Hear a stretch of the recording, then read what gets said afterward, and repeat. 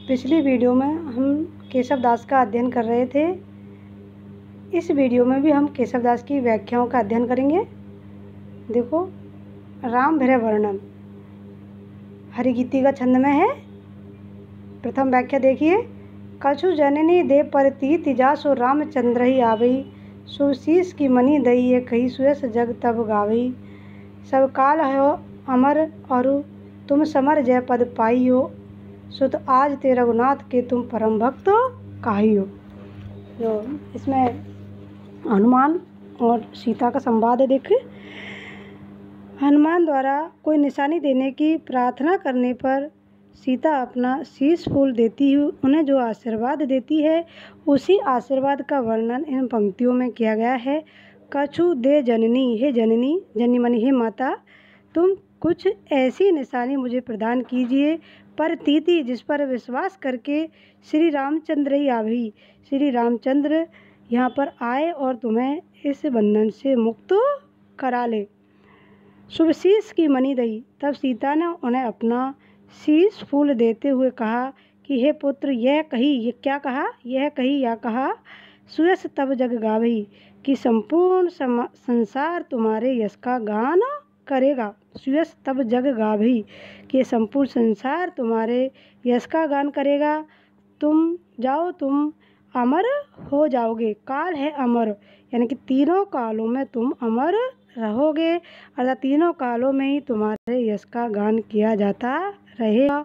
और समर जय पद पावई, और जिस युद्ध को लड़ने के लिए तुम जा रहे हो, उस युद्ध में भी तुम्हें विजय की प्राप्ति होगी। सुत आज ते रघुनाथ के तुम परम भक्त कहावई, हे सुत, तुम आज से ही श्री रघुनाथ के परम भक्त कहलाओगे, श्री राम के सबसे प्रिय भक्त कहलाओगे। रावण हनुमान संवाद, अगली जो व्याख्या है वह रावण हनुमान संवाद है।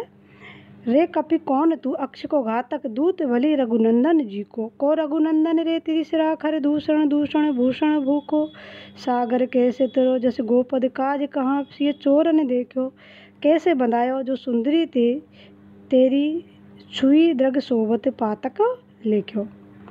यह रामचंद्रिका के हनुमान रावण प्रसंग से संबंध है।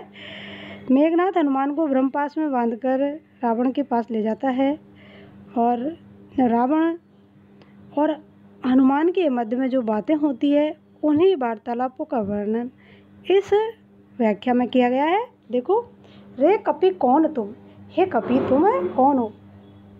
रावण हनुमान जी से पूछते हैं कि हे कपि तुम कौन हो।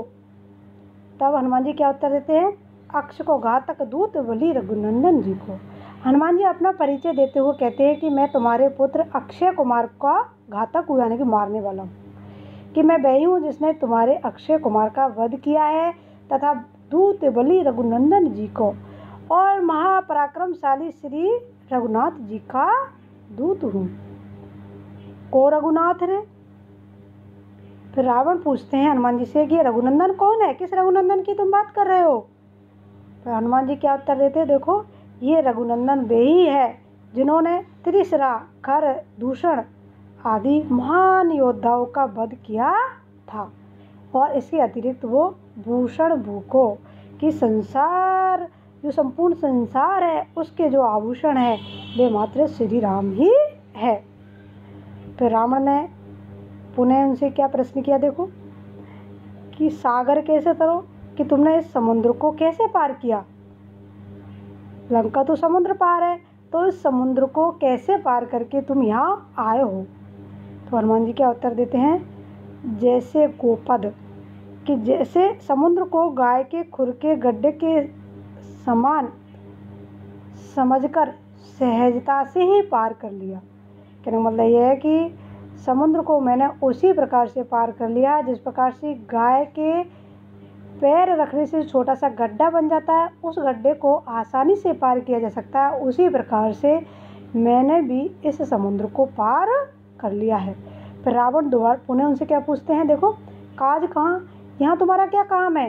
तो हनुमान जी क्या उत्तर देते हैं, सिए चोरई देखो, कि मैं यहाँ सीता जी को, जो सीता जी का चोर है, उस चोर को ढूंढने के लिए आया हूँ। कि मेरी माँ सीता का किन्होंने हरण किया है, उन हरण का जिसने हरण किया है उसका ही पता लगाने के लिए मैं यहाँ आया हूँ। कैसे बनाया हो? पुनः उनसे क्या पूछते हैं कि तुम इस बंधन में कैसे बंधे हो? तो हनुमान जी क्या उत्तर देते हैं कि तुम्हारे महलों में माता को खोजते समय मैंने तुम्हारी जो स्त्रियां थी उनको निर्वस्त्र सोते हुए देख लिया, और उसी पाप के कारण मैं इस बंधन में बंदी हो गया हूँ। अर्थात उसी पाप के कारण मुझे यह बंदी बनना पड़ा है, क्योंकि पर स्त्री को निर्वस्त्र दशा में देखना पाप कर्म होता है, और पाप कर्म के फलस्वरूप ही मुझे बंदी बनना पड़ा है। बंदी बना नहीं हूँ, मैं अपनी इच्छा से ही बंदी बनकर तुम्हारे पास आया हूँ। इस प्रकार से इन पंक्तियों में हनुमान और रावण के संबंध का सुंदर चित्रण किया है। अगली जो वाक्य है वो है विभीषण शरणागम, जो लंका कांड से हैं, और जो विभीषण है रावण के भाई है, श्री राम की शरण में जाते हैं तो वो क्या अनुरोध करते हैं श्री राम से, उसी अनुरोध का उल्लेख इन पंक्तियों में हुआ है। क्योंकि जो रावण था वह विभीषण के साथ दुर्व्यवहार करता था, तो जो विभीषण थे वे मंत्रियों सहित श्री राम की शरण में चले जाते हैं। तब विभीषण ने श्री राम से शरण में लेने की जो प्रार्थना की थी उसी प्रार्थना का वर्णन इन पंक्तियों में है। कवि केशवदास वर्णन करते हैं कि विभीषण श्री राम से कहने लगे, क्या कहने लगे कि दीन दयाल कहावत हो केशव, हो अति दीन दशा गयो गाड़ो, कि हे केशव, हे श्री राम, आप तो दीनों के दयालु कहलाते हो, अर्थात पर दीनों पर दया करने वाले कहलाते हो। तुम्हारा नाम ही दीन दयालु है, और मैं अत्यंत दीन दशा में जीवन व्यतीत कर रहा हूँ। हो अति दीन, कि मैं अत्यधिक दीन दशा में जीवन व्यतीत कर रहा हूँ। गयो गाड़ो, इसलिए तुम मुझे इस पाप रूपी समुद्र से बाहर निकालो। रावण के अगओग समुद्र में बूढ़त होकर गई गाड़ो, कि रावण के पाप समूह रूपी समुद्र में, अगओग का अर्थ था पाप समूह, समुद्र मन समुद्र, कि जो रावण के पाप समूह रूपी समुद्र में बूढ़त हो, मैं बूढ़ता ही जा रहा हूँ। हो कर ही गई गाड़ो, इसलिए तुम मेरी भुजाओं को पकड़कर मुझे उसमें डूबने से बचाओ। अतः मुझे डूबते हो के उस समुद्र में हाथ पकड़कर बाहर निकाल लीजिए। तुम ही मात्र मुझे इस पाप रूपी समुद्र से बाहर निकाल सकते हो। मैं बहुत अधिक दीन दशा में जीवन व्यतीत कर रहा हूँ। मेरी दीन दशा पर दया करके तुम मेरा उद्धार कीजिए। आगे क्या कहते हैं, जो गज की प्रहलाद की कीर्ति त्यों ही विभीषण को यश बाढ़ो। जिस प्रकार आपने गजराज की, गज यानी गजराज हाथी, प्रहलाद जो हिरण्यकश्यप का पुत्र था, प्रहलाद की रक्षा करके यश प्राप्त किया था, जो गज प्रहलाद की कीर्ति त्यों विभीषण को यश बाढ़ो। इस प्रकार से तुमने गजराज और प्रहलाद की रक्षा करके यश प्राप्त किया था, त्यों विभीषण को यश बाढ़ो। उसी प्रकार से मुझ विभीषण की रक्षा करके वैसा ही यश प्राप्त कीजिए। आगे क्या कहते हैं देखो, आरत बंधु पुकार सुनो, किन आरत हो तो पुकारत ठाड़ो।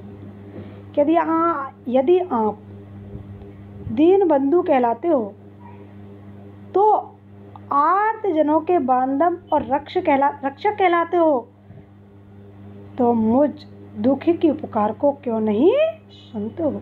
आरत बंधु पुकार सुनो, कि इस आरत बंधु की पुकार को क्यों नहीं सुनते हो। आरत हो पुकारत ठाड़ो, कि अब मैं अपना दुख लेकर तुम्हारे द्वार पर आकर खड़ा प्रार्थना कर रहा हूँ कि तुम मेरी इस प्रार्थना को सुनो और मुझे इन दुखों से दूर करो। तो यहाँ विभीषण को शरणागत भक्त एवं दुखी जन के रूप में निवेदन करते हुए बतलाया गया है कि जो विभीषण थे वे श्री राम की शरण में आते हैं और रावण के भाई थे, लेकिन जो रावण थे वो श्री राम के प्रति क्रूर दृष्टि रखते थे।